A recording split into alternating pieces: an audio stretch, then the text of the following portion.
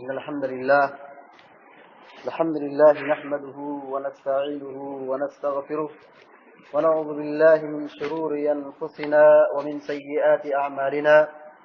من يهده الله فلا مضل له ومن يضلل فلا هادي له وأشهد أن لا إله إلا الله وحده لا شريك له وأشهد أن محمدا عبده ورسوله أما بعد فإن خير الحديث كتاب الله وخير الهدي هدي محمد صلى الله عليه وسلم وشر الأمور محدثاتها وكل محدثة بدعة وكل بدعة ضلالة وكل ضلالة في النار. أعوذ بالله من الشيطان الرجيم. بسم الله الرحمن الرحيم. يوم نقول لجهنم هل امتلأت وتقول هل من مزيد وأزلفت الجنة للمتقين غير بعيد هذا ما توعدون لكل أواب حفيظ من خشي الرحمن بالغيب وجاء بقلب منيب ادخلوها بسلام ذلك يوم الخلود لهم ما يشاءون فيها ولدينا مزيد. معزز حاضرین، ہر قسم کی تعریف و توصیف اللہ رب العالمین کے لیے لائق و زیبا ہے، جس ذات باری تعالیٰ نے ہمیں اور آپ کو ایمان اور اسلام کی عظیم الشان نعمت عطا فرمائی، اور لاکھوں کروڑوں السلام و تمام اکرام پر بالخصوص ہمارے اور آپ کے آخری نبی جناب محمد رسول اللہ صلی اللہ علیہ وسلم پر اللہم صلی علی محمد وعلی آل محمد كما صليت على إبراهيم وعلى آل إبراهيم إنك حميد مجيد اللهم بارك على محمد وعلى آل محمد كما باركت على إبراهيم وعلى آل إبراهيم إنك حميد مجيد. آج کے اس جمعے کے خطبے میں جس موضوع کی میں وضاحت کرنا چاہتا ہوں وہ ہے خدمت خلق اور اسلام. خدمت خلق کا مطلب یہ ہوتا ہے کہ مخلوق کی خدمت کرنا، مخلوق کے کام آنا. اور جب لفظ مخلوق کہا جاتا ہے تو ہم اور آپ یہ صرف نہ سمجھیں کہ اسلام میں صرف مسلمانوں کی یا انسانوں کی خدمت کی فضیلت اور اہمیت ہے. مخلوق میں جو ضرورت مند ہے، جو مدد کے مستحق ہیں، جو ضرورت مند ہیں، ان کے کام آنا، ان کے کام کو آسان بنانا، ان کی مدد کرنا، بھوکوں کو کھلانا، پیاسوں کو پلانا، جو ننگے ہیں جن کے پاس کپڑا نہیں ہے ان کو پہنانا، یہ اسلام کا اولین سبق ہے، یہ اسلام کی بنیادی تعلیم ہے. اللہ کے نبی علیہ السلام کی احادیث میں اور اللہ رب العالمین کے کلام میں بہت ساری جگہوں پر خدمت خلق کی یعنی مخلوق کی خدمت اور مخلوق کے کام آنے کی ترغیب دلائی گئی ہے اور فضیلت بتائی گئی ہے، اور اس سے منہ موڑنے اور اس سے پیچھے ہٹنے اور اس سے سستی کرنے اور اس سے غفلت کا شکار ہونے میں اللہ رب العالمین نے بہت بڑے عذاب کی دھمکی دی ہے. آئیے قرآن کریم کی کچھ آیات کے ذریعے سے ہم خدمت خلق کی اہمیت اور اس کی فضیلت کو جاننے کی کوشش کرتے ہیں. دیکھیں، اسلام میں قربانی ایک بہت بڑی عبادت ہے. اسلام میں حج ایک بہت بڑی عبادت ہے. ان دونوں عبادت آپ غور کریں تو عید الاضحیٰ کے موقع پر جو جانور قربان کیا جاتا ہے یا اس طریقے سے حجاج کرام مینا کے اندر جو جانور ذبح کرتے ہیں، ان کے مطابق اللہ رب العالمین نے فرمایا فَإِذَا وَجِبَتْ جُنُوبُهَا فَكُلُوا مِنْهَا وَأَطْعِمُوا الْقَانِيَ وَالْمُعْتَرَّ. کہاں جب اس کے پہلو گر جائے یعنی جانور ذبح کر دیا جائے، اس کا خون نکال دیا جائے اور جانور کی روح نکل جائے اور اس کی کھال کو نکال کر کے گوشت بنا دیا جائے تو شریعت یہ کہتی، اسلام یہ کہتا ہے تم خود اس سے کھاؤ اور اس سے غریبوں، محتاجوں، کمزوروں کو بھی کھلاؤ. اور کھلانے کی کیا فضیلت بتائی؟ آج جمعہ کا دن ہے، فجر کی نماز میں سورۃ السحر اور پہلی رکعت میں سورہ حامیم سجدہ یہ تلاوت کی جاتی ہے. اسی سورت میں سورۃ السحر میں یہ بھی آیت ہے، اللہ تعالیٰ فرماتا ہے وَيُطْعِمُونَ الطَّعَامَ عَلَىٰ حُبِّهِ مِسْكِينًا وَيَتِيمًا وَأَسِيرًا. کہاں مومن بندے وہ ہیں، جنت میں جانے والے بندے وہ ہیں جو اللہ رب العالمین کی رضا کے لیے، اللہ کی خوشنودی کے لیے، اللہ کی جنت کو پانے کے لیے مسکینوں کو، غریبوں کو، قیدیوں کو، مجبوروں کو کھانا کھلاتے ہیں. کیا معنی نکلا کہ وہ لوگ جو اللہ کی خوشنودی کے لیے، اللہ کی رضا کے لیے مسکینوں، غریبوں، کمزوروں کو کھانا کھلاتے ہیں، اللہ تبارک و تعالیٰ ان کو جنت میں جنتیوں کے اوصاف سے بیان فرمایا ہے، یعنی یہ لوگ جنت میں جانے والے ہیں. اور اس کے برعکس جو لوگ کھانا نہیں کھلاتے ہیں، بوڑھوں کو دیکھتے ہیں، کمزوروں کو دیکھتے ہیں مگر ان کی خبر نہیں لیتے، ان کے کام نہیں آتے، ان کی مدد نہیں کرتے، ان کا تعاون نہیں کرتے اور ان کو بھوکوں کو کھانا نہیں کھلاتے، اللہ کے نبی علیہ السلام نے فرمایا اس پڑوسی کے بارے میں کہا لیس المؤمن، لیس المؤمن، کہا وہ آدمی مومن ہے ہی نہیں کہ وہ آدمی آسودہ ہو، کھایا ہو، پیٹ بھر کر کے زندگی گزار رہا ہو، وہ جار ہو جائے اس کا پڑوسی ہوگا۔ اسلام کا یہ سبق ہے کہ اگر آدمی اپنے پیٹ بھر کے کھا رہا ہے، آرام سے زندگی گزار رہا ہے، مگر اس کا پڑوسی، مگر اس کے بابو میں رہنے والا انسان بھوکا مر رہا ہے، اس کے گھر میں چولہا نہیں چل رہا ہے، اسلام یہ کہہ رہا ہے کہ وہ مومن نہیں۔ مومن یہ ہے کہ آدمی اس کا تعاون کرے، اس کو بھوکے کو کھلائے، اس کا کام آئے، اس کی مشکلات کو آسان بنائے۔ اللہ کے نبی علیہ السلام کی سیرت کو اور انبیاء کی تاریخ کو پڑھیں، اللہ کے نبی علیہ السلام کی سیرت کا جائزہ لیں، اور انبیاء علیہ السلام جو انبیاء آئے دنیا کے اندر اور ان سے بہتر روئے زمین پر کوئی مخلوق نہیں۔ اللہ رب العالمین نے ان کی خصوصیات اور ان کی صفات اور ان کے آداب اور ان کے اخلاق کیا تھے۔ دیکھیے حضرت موسیٰ علیہ السلام کتنے بڑے نبی ہیں۔ حضرت موسیٰ علیہ السلام جب مصر سے واپس گئے، مصر سے بھاگے اور مدین میں پناہ لیے، اور وہاں گھاٹ پر دو خاتون جو کھڑی تھی اور ان کو پانی کی ضرورت تھی، ان کے جانوروں کو پانی پلانے کی ضرورت تھی، حضرت موسیٰ علیہ السلام آگے بڑھے اور اس سے پوچھا کہ تم لوگ پیچھے کیوں ہو، اور جبکہ لوگ گھاٹ پہ آ کر کے پانی پی کر کے، جانوروں کو پلا کر کے اور ہور سے اور بچے میں بھر کر کے اس کو لے کے جا رہے، تم یہاں کھڑی کیوں؟ قالت لا نسقي حتى يصدر الرياح۔ ان خاتون نے یہ کہا، دو بچیوں نے کہا کہ ہم یہاں پانی نہیں پیتے، اپنے جانوروں کو پانی نہیں پلاتے، اس لیے کہ جب یہ قافلہ اور یہ مردوں کا قافلہ ختم ہو جاتا ہے، مردوں کی باری ختم ہو جاتی ہے، تب جا کر کے ہم وہاں جا کر کے پانی پیتے اور جانوروں کو پانی پلاتے۔ حضرت موسیٰ علیہ السلام دیکھتے رہے، یہ دونوں خاتون ایک طرف انتظار کر رہی ہے اور مرد حضرات آتے جا رہے ہیں اور پیتے جا رہے ہیں، جب پانی لے کے چلے جا رہے ہیں۔ حضرت موسیٰ علیہ السلام آگے بڑھے اور ان کے جانوروں کو لیا اور ان کے مٹکے کو لیا اور آگے بڑھ کر کے ان دونوں خواتین کو پانی پلایا اور ان کو روانہ کیا، اور پھر جب یہ اپنے گھر بچیاں گئی اور اپنے والد سے اس کا واقعہ بتایا تو ان کے والد محترم نے کہا ان کو بڑھاؤ، وہ کون آدمی جس نے تمہاری خدمت کی ہے؟ حضرت موسیٰ کو ابھی نبوت نہیں ملی ہے، ان کو نبی نہیں بنایا گیا ہے، ابھی یہ مصر سے بھاگے ہیں، مدین سے پناہ لیے ہیں، اور ان کی صفات کو دیکھیے، ان کی جوانی کو دیکھیے، ان کی قربانی کو دیکھیے، جن کا نہ کوئی جان ہے، نہ کوئی پہچان ہے، نہ ان کے کوئی ٹھکانا ہے، بس یہ بھاگے ہیں، راستہ تلاش کر رہے ہیں، منزل تلاش کر رہے ہیں، کوئی ٹھکانا نہیں ملا ہے، رہنے کا کوئی جگہ نہیں ہے۔ اور حضرت موسیٰ علیہ السلام جب پانی پلایا، قربانی دی، تو بچیاں وہی آئی اور آ کر کہتے کہ ان ابھی یدعوک لیجزیک اجر ما سقیت لنا، ہمارے ابو آپ کو بلا رہے ہیں اور آپ کو اس کا بدلہ دینا چاہتے ہیں جو آپ نے ابھی پانی پلایا ہے۔ پھر گئے اور پھر مدین میں ٹھہرے اور پھر ان کی شادی ہوئی، اور شادی میں مہر یہ طے پائی کہ آپ ہمارے پاس 8 سال خدمت کرو گے، نوکری کرو گے۔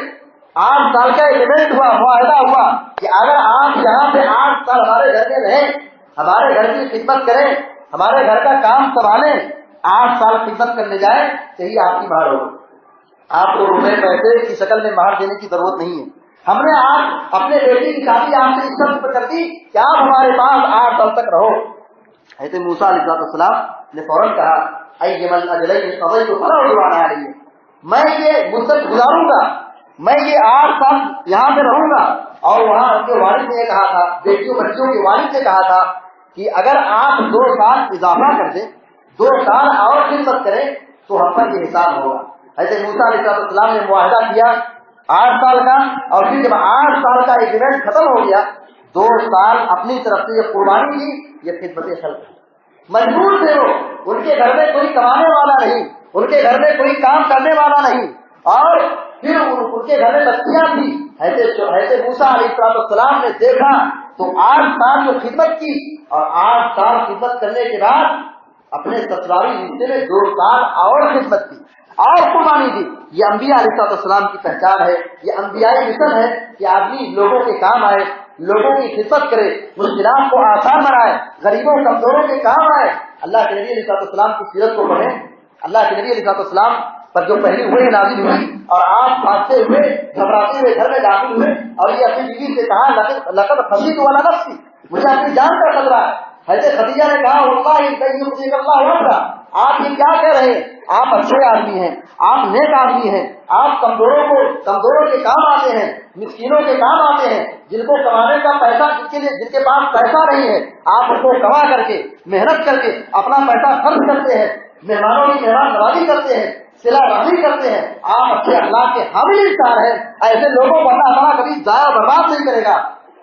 یہ آپ کی بیوی آپ کی تعریف کر رہی ہے، یہ آپ کی خاتون، آپ کی بیوی اور آپ کی اہلیہ آپ کی تعریف کر رہی ہے، آپ کے اچھے اخلاق کو تسلیم کر رہی ہے اور یہ دلاسا دلا رہی ہے۔ آپ کو گھبرانے کی ضرورت نہیں، آپ کو ٹینشن لینے کی ضرورت نہیں، آپ کو خوف کھانے کی ضرورت نہیں، اپنے آپ کو اپنی جان پر کوئی خطرہ نہیں۔ اللہ تعالیٰ ایسے لوگوں کو ضائع برباد نہیں کرتا ہے۔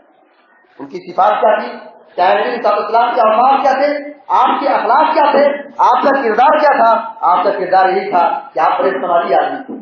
آپ سماجی آدمی تھے، آپ سماج کے لوگوں کا خیال رکھا کرتے تھے۔ سماج میں کون کمزور ہے، کون مجبور ہے، کون بیمار ہے، کون پریشان حال ہے، ایسے لوگوں کی آپ کام آیا کرتے تھے، ایسے لوگوں کی خبر لیا کرتے تھے، ایسے لوگوں کی خدمت کیا کرتے تھے۔ مدینہ منورہ کے اندر آپ گئے اور آپ جانتے ہیں مدینہ منورہ کے اندر کیا حالت تھی، کیا تنگی اور دشواری تھی۔ مدینہ منورہ پہنچنے کے بعد کچھ سال گزرے، اللہ کے نبی علیہ السلام سے ملنے کے لیے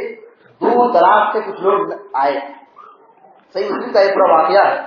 اور اس کے کچھ الفاظ بخاری کے اندر بھی آئے ہیں۔ اللہ کے نبی علیہ السلام اپنے گھر میں سے اچانک ایک ننگی قوم آئی۔ ننگی قوم کا مطلب یہ کہ ان کے جسم پر لباس نہیں تھا، لباس تھا تو آدھا لباس تھا، لباس تھا آدھا لباس تھا۔ وہ نبی علیہ السلام کے پاس آئے، ملاقات کیے۔ اللہ کے نبی نے ان کی پھٹی زندگی کو، ان کی غربت زندگی کو جب دیکھا اور آپ پریشان ہو گئے، آپ کا چہرہ بدل گیا، آپ پریشان ہو گئے کہ آپ اس فکر میں مبتلا ہو گئے کہ ان کمزوروں کی کمزوری کیسے دور کی جائے۔ اور آپ جانتے ہیں مدینہ کی حالت کیا ہے؟ مدینہ کوئی انٹرنیشنل ملک نہیں تھا کہ یہاں بہت بڑے مالدار لوگ رہتے ہیں، یہاں بڑے بڑے لوگ رہتے ہیں جو لوگ پیسے جائے تو سکنٹوں میں مال کا انبار رکھتے ہیں، ان کے پاس خزانہ ہے، ان کے پاس دولت ہے۔ مدینہ والوں کے پاس اتنی بڑی دولت نہیں تھی مگر دل تھا۔ اللہ کے نبی صلی اللہ علیہ وسلم نے خطبہ کیا، خطبے میں صدقات و خیرات کی ترغیب دلائی اور کہا کہ تم لوگ آنے والی زندگی آخرت سے پہلے اللہ رب العالمین کہ اس آخرت سے جو اللہ نے جو نعمت ادا کی ہے اور جو جنت تیار کی ہے اس جنت کی تیاری کر لو، آخرت کی تیاری کر لو اور اللہ رب العالمین کے راستے میں مال خرچ کرو۔ یہ آئے ہیں ملاقات کرنے کے لیے، ان کے پاس پہننے کے لیے لباس نہیں، کھانے کے لیے کھانا نہیں، یہ غریب ہیں، یہ دھلے بھلے ہیں، کمزور اور نادار ہیں۔ اللہ کے نبی صلی اللہ علیہ وسلم نے خطبے میں انفاق فی سبیل اللہ، اللہ کے راستے میں خرچ کرنے کی دعوت دی اور صحابہ اکرام نے اپنی استطاعت اور اپنی طاقت کے مطابق، اپنی حیثیت کے مطابق خرچ کیا۔ اور جب خرچ کیا اور جب مال جمع ہو گیا، کھانے کا مال، لباس کا مال اور غذائی اجناس اور بہت ساری جو ان کی جو ضرورت کی چیزیں تھی سب صحابہ اکرام نے خرچ کیا۔ جب اللہ کے نبی نے دیکھا بہت سارا ڈھیر مال اکٹھا ہو گیا ہے، اللہ کے نبی صلی اللہ علیہ وسلم ہنس پڑے، آپ صلی اللہ علیہ وسلم مسکرا اٹھے، آپ خوش ہو گئے، گویا کہ صحابہ اکرام کہتے تھے یہ چہرہ چاند کا ٹکڑا ہے۔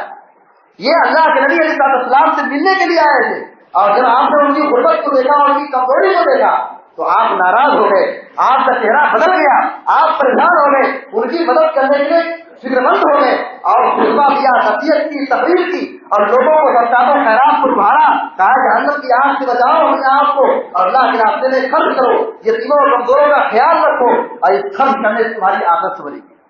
اور جب خرچ کیا گیا آپ علیہ السلام مسکرانے لگے اور آپ علیہ السلام خوش ہو گئے۔ کہنا یہ ہے کہ انبیائی صفات یہ ہے، انبیائی پہچان یہ ہے، انبیاء علیہ السلام کا مشن یہ تھا کہ وہ قوم کے ناداروں اور غریبوں کا خیال رکھا کرتے تھے، قوم کے مجبوروں کا خیال رکھا کرتے تھے۔ مگر آج ہمارا کیسا سماج ہے؟ آج ہماری میجورٹی کیا ہے؟ ہماری اکثریت کیا ہے؟ ہماری سوچ کیا ہے؟ اگر ہم اللہ رب العالمین کے راستے میں خرچ کرتے ہیں، غریبوں اور کمزوروں کا خیال رکھتے ہیں، ایک تو ہمارے اندر اخلاص نہیں ہے، ہمارے اخلاص کی کمی ہے، ہم سنت کی بڑی پابندی کرتے ہیں، ہم سنت کا بڑا احترام کرتے ہیں، سنت کی بڑی پابندی کرتے ہیں، مگر اہل حدیثوں کی یہاں ایک بہت بڑی کوتاہی ہے، ان کے اندر اخلاص کا فقدان ہے، اخلاص کی بہت بڑی کمزوری ہے۔ ہمارا قربانی کا بکرا کیسا ہونا چاہیے؟ سنت کے مطابق ہونا چاہیے۔ داتا جانور نہیں چل سکتا ہے، دبلا جانور نہیں چل سکتا ہے، بیمار جانور نہیں چل سکتا ہے، مگر یہ بھی وہی اہل حدیث وہی سلفی، وہی ایک مسلمان، مگر اللہ رب العالمین کے نام پر جانور جو قربان کر رہا ہے اس کی سوچ کیا ہے، اس کی نیت کیا ہے، کیا اخلاص ہے، کیا للہیت ہے، کیا اللہ رب العالمین کا تقرب اللہ کی رضا حاصل کرنا ہے؟ کتنے ایسے لوگ ہیں، کتنے ایسے مسلمان ہیں جو اللہ رب العالمین کے راستے میں قربانی دیتے ہیں، اللہ کے راستے میں مال خرچ کرتے ہیں، اللہ کے راستے میں جانور قربان کرتے ہیں، قربانی کرتے ہیں، مگر ان کی سوچ اور نیت میں بڑا فرق ہوتا ہے، اخلاص کا فقدان ہے۔ تو میں یہ کہہ رہا تھا کہ ہمارے سماج میں اس خدمت خلق کے تعلق سے، مخلوق کی خدمت کے تعلق سے، انسانوں کے کام آنے کے تعلق سے، اللہ کی مخلوق کے ساتھ رحمت اور شفقت کرنے کے تعلق سے ہمارے بہت برائی پائی جاتی ہے، ہمارے بہت خوشی پائی جاتی ہے۔ کچھ ایسے لوگ ہیں جو خرچ کرتے ہیں مگر ان کے خرچ کرنے کی سوچ یہ ہوتی ہے کہ ہم خرچ کر رہے ہیں، اشتہارات میں ہمارا نام ہے، اخبار میں ہمارا نام ہے، نیوز چینل میں ہماری شہرت ہو، لوگ ہم کو پہچانے، تصویریں ان کی سوشل میڈیا میں نظر ہوتی ہیں، ان کی تصویریں نظر ہوتی ہیں، پہنچائی جاتی ہے، ان کی سوچ یہ ہوتی ہے کہ ہم خرچ کریں، ہم کو کہا جائے کہ بڑے سخی ہو کر جائیں، ہم کو کہا جائے کہ بڑے اچھے آدمی ہیں، ہم کو کہا جائے کہ بہت بڑے خرچ کرنے والے ہیں۔ کچھ لوگوں کی سوچ اس طرح بھی ہے کہ یہ خرچ کرتے ہیں، خرچ کرنے کے بعد دبانے کی کوشش کرتے ہیں، احسان جتاتے ہیں، اذیت پہنچاتے ہیں۔ قرآن یہ کہتا ہے یا ایھا الذین آمنوا لا تبطلوا صدقاتکم بالمن والأذى، اللہ کے راستے میں خرچ کرتے ہو، صدقہ کرتے ہو، خیرات کرتے ہو، اللہ کے راستے میں قربانی دیتے ہو، غریبوں کے کام آتے ہو، مگر یاد رکھو اگر تم نے اپنے مال کو خرچ کرنے کے بعد غریبوں اور بیواؤں کے کام آنے کے بعد تم ان پر احسان جتاتے ہو، ان کو اذیت پہنچاتے ہو، تو پھر یہ تمہاری نیکی اور تمہارا صدقہ اور خیرات برباد ہو گیا۔ قرآن یہ کہتا ہے کہ لا تبطلوا صدقاتکم بالمن والأذى، تکلیف دے کر کے، احسان جتلا کر کے اپنے صدقات و خیرات کو، اپنی زکات کو، اپنی نیکی کو برباد نہ کرو۔ تو بہت سارے لوگ جو نیکی کر رہے ہیں، صدقات و خیرات کر رہے ہیں، مخلوق کی خدمت کر رہے ہیں، مگر ساتھ ہی ساتھ اپنی نیکیوں کو برباد بھی کر رہے ہیں۔ اللہ تعالیٰ ہم سب کی اس کی حفاظت فرمائے۔ اسی طریقے سے خدمت خلق کے تعلق سے ہمیں یہ واقعہ ہمیشہ یاد رہتا ہے، اور آپ نے بارہا سنا ہوگا کہ بنی اسرائیل کی ایک خاتون جو زانیہ زناگار تھی، بدکار تھی، اور آپ جانتے ہیں کہ اسلام نے زنا کی سنگینی اور اس کی خطرناکی کتنی بڑی ہے، زنا کا جرم اور زنا کی غلطی کتنی بڑی ہے، کبیرہ گناہ ہے، بہت بڑا جرم ہے، اور اسلامی شریعت نے، اسلامی قانون یہ کہتا ہے، اسلامی شریعت یہ کہتی ہے کہ جو آدمی زانی ہے، جو زنا کرتا ہے، شادی شدہ ہے، تو اس کو دنیا رہنے کوئی حق نہیں، مگر ایک خاتون تھی، زانیہ تھی، بدکار تھی، ایک مرتبہ جا رہی تھی، اس کو شدید پیاس لگی۔ اب چونکہ انسان بڑا سمجھدار ہے، وہ اپنے پانی پینے اور کھانے کی چیزوں کو اکٹھا کر لیتا، سمجھتا ہے۔ بہرحال چلتے چلتے اس کو کنواں نظر آیا، کنویں سے وہ پانی نکال کر کے اس عورت نے پانی پیا۔ جیسے وہ پانی پی کے نکل رہی تھی، وہاں سے عورت جا رہی تھی، دیکھا ایک کتا تڑپ رہا ہے، گڑگڑا رہا ہے، ہانپ رہا ہے، اس کو شدید پیاس لگی ہے، اور قریب ہے کہ اگر اس کو پانی نہ پلایا جائے یہ کتا یہی دم توڑ دے گا اور دنیا سے رخصت ہو جائے گا۔ اس عورت پر بڑا رحم آیا۔ یہ کتا ہے جانوروں میں اور مخلوق میں سب سے خبیث اور سب سے ناماز جانور، اگر کسی برتن میں منہ ڈالتے تو شریعت یہ کہتی 7 مرتبہ اس کو دھلو، ایک مرتبہ مٹی سے دھلو، یا پہلی مرتبہ مٹی دھلو، یا آخری مرتبہ مٹی دھلو۔ اتنی بڑی تعلیم ہے، اتنا بڑا شدید ہے، کسی اور جانوروں کے منہ ڈالنے کے بعد نہیں حکم دیا گیا، مگر کتا اگر برتن میں منہ ڈالتے تو کہا کہ اس کو 7 مرتبہ دھلو، پہلی مرتبہ مٹی دھلو یا آخری مرتبہ مٹی دھلو۔ بخاری مسلم کی اور صحیح روایت ہے اس کے متعلق۔ اس عورت نے کتے پر رحم کھایا، اور اس عورت نے اپنے موزے کو نکالا، اور موزے کو نکال کر کے دوپٹے سے لٹکایا اور کنویں میں ڈالا، اور پھر موزے کے ذریعے سے، دوپٹے کے ذریعے سے کھینچ کر کے پانی نکالا، اور پانی نکال کر کے اس کتے کو پانی پلایا۔ اللہ رب العالمین اس کے اس عمل کو اتنا پسند کیا، اتنا پسند کیا، کیا نبی صلی اللہ علیہ وسلم نے فرمایا کہ اس کو معاف کر دیا گیا، اس کو جنت میں داخل کر دیا گیا، یعنی آخرت سے اس کے زنا کے تعلق سے پوچھا ہی نہیں جائے۔ زنا کتنا سنگین جرم ہے، گناہ کتنا سنگین جرم ہے، مگر اس کی یہ نیکی کہ اس نے تڑپتے چلاتے کتے کو پانی پلایا، اس کی جان بچائی، اس کی خدمت کی، اس کی جان بچائی، اس کو پانی پلا کر کے اس کو زندگی بخشی۔ اللہ تبارک و تعالیٰ اس کی نیکی کو اتنا پسند کیا، اتنا پسند کیا کہ اللہ تعالیٰ اس کی گناہوں کو، اس کے گناہوں کو معاف کر دیا، اس کو جنت میں داخل کر دیا۔ یہ عمل صالح کی یہ فضیلت ہے، یہ نیکیوں کا بڑھانا اگر انسان جذبے کے ساتھ کرے، حوصلے کے ساتھ کرے، اخلاص کے ساتھ کرے، اللہ کی رضا کے واسطے کرے، وہ چھوٹی نیکی کیوں نہ ہو۔ پانی پلانا کون سی بڑی محنت کا کام ہے؟ پانی پلانا کون سی بڑی نیکی ہے؟ پانی پلانا کون سا پیسے کا خرچ ہے؟ کون سا ایسا معاملہ ہے؟ مگر آدمی اگر نیک کام، چھوٹا کام، معمولی کام، نیکی کا کام اگر حوصلے سے کرتا ہے، جذبے سے کرتا ہے، اللہ کی رضا کو حاصل کرنے کے لیے کرتا ہے، تو وہ نیکی چھوٹی ہوتی ہے ہماری نگاہوں میں، مگر رب العالمین کی نگاہ میں چھوٹی نیکی بہت بڑی نیکی بن جاتی ہے۔ بنی اسرائیل کی اس خاتون نے اس جانیہ عورت سے کتے کو، پیاسے کتے کو پانی پلایا، یہ چھوٹی نیکی، پانی پلانا چھوٹی نیکی ہے، معمولی سی خدمت ہے، مگر اللہ تبارک و تعالیٰ نے اس کے جذبے کو دیکھا، اس کے رحم کو دیکھا، اس کے شفقت کو دیکھا اور خدمت خلق کو دیکھا، اللہ تبارک و تعالیٰ نے اس کے سارے گناہوں کو معاف کر دیا۔ علامہ ابن قیم رحمۃ اللہ علیہ اس واقعے کی تفسیر میں لکھتے ہیں کہ جو واقعہ ایک زانیہ عورت کا ہے،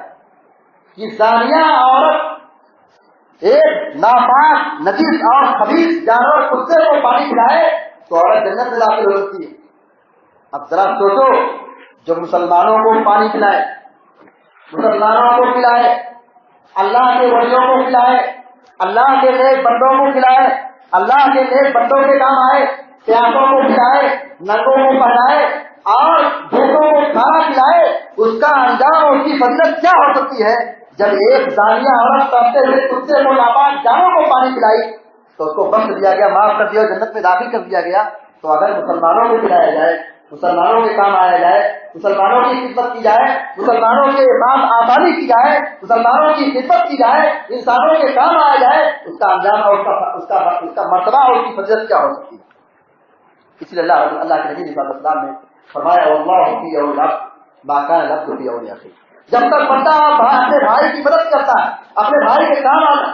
اس کے ساتھ آسانی کرتا ہے، اس کی خدمت کرتا ہے، اس کے مشکلات کو حل کرتا ہے، اس کی دشواری کو دور کرتا ہے، اس کے قرض کو ختم کرتا ہے، اس کی بیماری کا علاج کرتا ہے، اس کے تعلیم کی کفالت کرتا ہے اور ان کی شادیوں کی مشکلات کو حل کرتا ہے، تو اگر یہ مخلوق کی خدمت کر رہا ہے، وہ اپنے مسلمان بھائیوں کے کام آ رہا ہے، اپنے بھائیوں کی خدمت کر رہا ہے، واللہ فی اول العبد ما کان العبد فی اول اخیہ، اس کے ساتھ اللہ کی رحمت ہے، اس کے ساتھ اللہ کا حفظ و امان ہے، اور اس کے ساتھ اللہ تعالیٰ کی مدد ہے، اس کے ساتھ اللہ تعالیٰ کی نصرت ہے۔ اگر ہم کو اللہ کی مدد چاہیے، مسلمان مارے جا رہے، مسلمان مارے جا رہے، کیا حال ہے؟ کیا حال ہے؟ اسلام کا بہت بڑا بنیادی حکم ہے کہ ایک مسلمان، اسلام مسلمانوں کے ساتھ جہاں خدمت کر رہا ہے وہی غیروں کی بھی کام آئے، وہی دشمنوں کی بھی خدمت کرے، وہی دشمنوں کے ساتھ احسان کرے، وہی دشمنوں کے ساتھ تعاون کرے۔ یہی اسلام کا سبق ہے۔ آج مسلمانوں کو مارا جا رہا ہے کیونکہ مسلمانوں نے اسلام کی سچی تعلیم کو پیش نہیں کیا ہے، اسلام کی دعوت کو مسلمانوں نے بتلایا ہی نہیں، اسلام کی صحیح ترغیب کو لوگوں تک پہنچائی نہیں، اس کے نتیجے میں مسلمانوں کو مارا جا رہا ہے۔ کیا حال ہے؟ حل یہی ہے کہ ہر ایک مسلمان اپنے بیک گراؤنڈ میں، اپنے فرینڈ سرکل میں، اپنے علاقے کے اعتبار سے، اپنے سماج کے اعتبار سے اس طرح مسلمان بن جائے جو قرآن کہتا ہے، حدیث کہتی ہے، جو اللہ رب العالمین کا فرمان ہے، جو قرآن و حدیث کا نچوڑ ہے، جو اللہ رب العالمین کا حکم ہے، جو انسانوں کی خدمت اور مردوں کے کام آنا، ایک دوسرے کے تعاون کرنا، وہ تعاون والتقویٰ، اچھے اور بھلے کاموں میں ایک دوسرے کا تعاون اور سپورٹ کرنا، اگر یہ شعور بیدار ہو جائے نوجوانوں میں، مسلمانوں کے شعور بیدار ہو جائے تو پھر اس طرح کی جو حرکتیں ہو رہی ہے، جو مظالم پائے جا رہے ہیں، اس طرح کی یہ ساری چیزیں ختم ہو جائیں۔ آپ کو معلوم نہیں مکہ میں کیا ہوتا تھا؟ مکہ کے مسلمانوں کو کیسے پیٹا جاتا تھا؟ مکہ کے مسلمانوں کو، صحابہ کرام کو کیسے تڑپایا جاتا تھا؟ کیسے کیسی آزمائشیں آئی، کیسے پیٹا گیا؟ کیا حل نکلا؟ کیا راستہ نکلا؟ کیا اللہ کے نبی کی دشمنی تھی؟ کیا اللہ کے نبی کی قدر تھی؟ ان کو اس طرح کی پیٹنا شروع کیا؟ آپ صبر کرتے رہے، آپ اللہ رب العالمین کی مدد کو انتظار کرتے رہے، آپ صبر کرتے رہے، آپ صبر کرتے رہے، استقامت اختیار کرتے رہے، ان کے ساتھ اچھے تعاون، اچھے برتاؤ کرتے رہے۔ یاد رکھو اس واقعے کو، جب حضرت عمامہ بن عثمان نے اسلام قبول کیا تھا، بڑی شخصیت ہے، بڑی عظیم شخصیت ہے، بہت بڑے بہادر ہیں، یہ اسلام لائے، اسلام لانے کے بعد کیا کہتے ہیں؟ اے اللہ کے نبی علیہ السلام، آپ صرف حکم دیجیے، یہ مکہ کے پاس جو شام سے گلا جاتا ہے، میں مکہ والوں کو ایک دانہ نہیں دوں گا، مکہ والوں سے ایک دانہ نہیں دوں گا۔ ان کی کیا ضرورت، ان کی کیا مجال کی ضرورت، مکہ سے نکل کر کے شام آئے اور شام جا کر کے گندم اور گیہوں لے جائیں اور جا کر کے مکہ میں کاروبار کریں۔ اگر آپ صرف ایک مرتبہ ہاں کہیں، ایک مرتبہ حکم دے دیں تو مکہ میں ایک دانہ نہیں پہنچے گا، ایک دانہ نہیں پہنچے گا۔ اللہ کے نبی صلی اللہ علیہ وسلم رحمۃ اللہ علیہ تھے، آپ علیہ السلام نے کہا ہے سماما جانے دو، آپ نے کہا جانے دو، راستے کو کھول دو، تجارت کے معاملے کو آسان کر دو، ان کے ساتھ آسانی کرو، ان کے ساتھ نرمی کرو، جو تجارت کرنے کے لیے انسان آتے ہیں ان کے راستے کو نہ روکو، ان سے چھیڑ چھاڑ نہ کرو، جبکہ مکہ والے ہوتے تو آپ کے دشمن تھے، آپ کے دشمن تھے، آپ کو ستاتے تھے اور آپ سے جنگیں کیا کرتے تھے، مگر اللہ کے نبی صلی اللہ علیہ وسلم نے ہی طور پڑھایا کہا ان کے ساتھ آسانی کرو،